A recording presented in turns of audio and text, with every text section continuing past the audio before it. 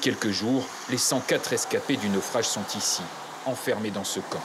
Suhaib Dar est venu spécialement d'Angleterre avec l'espoir de retrouver son frère. Allez là-bas et montrez-leur la photo. Le garçon pakistanais faisait partie des 750 passagers estimés à bord. S'il n'est pas là, j'irai le voir à la morgue si je le trouve. Ici, c'est ma dernière chance de le voir vivant.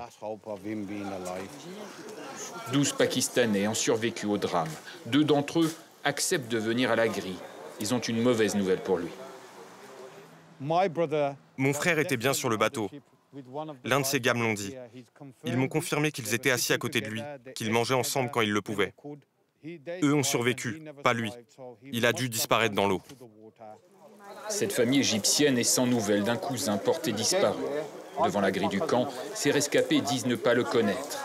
Mais ils lui racontent le moment où le navire a chaviré.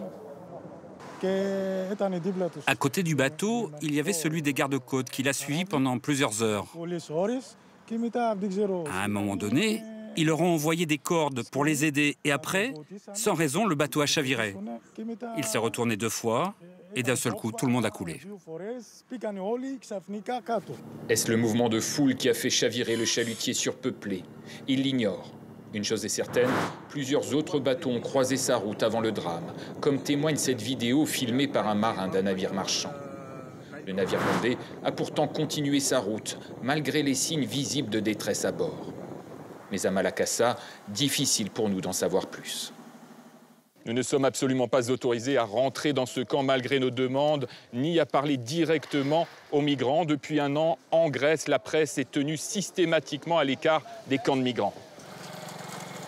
Nous sommes partis plus au sud, à Kalamata, là où les 78 corps retrouvés en mer ont été ramenés.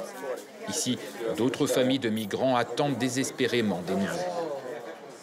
Je cherche mon frère depuis 3 jours. Je ne fais que ça et personne ne nous aide. Certains ont même donné leur ADN pour permettre l'identification des corps, car les autorités leur refusent l'accès. Pourquoi ils ne nous laissent pas voir les personnes qui sont mortes ou blessées à l'hôpital? Je ne sais pas. Dans cette ville, 9 rescapés ont été arrêtés après le naufrage. Ils sont soupçonnés d'être les passeurs et d'avoir fait payer 4 000 € par passager. Quelles sont les preuves? On l'ignore.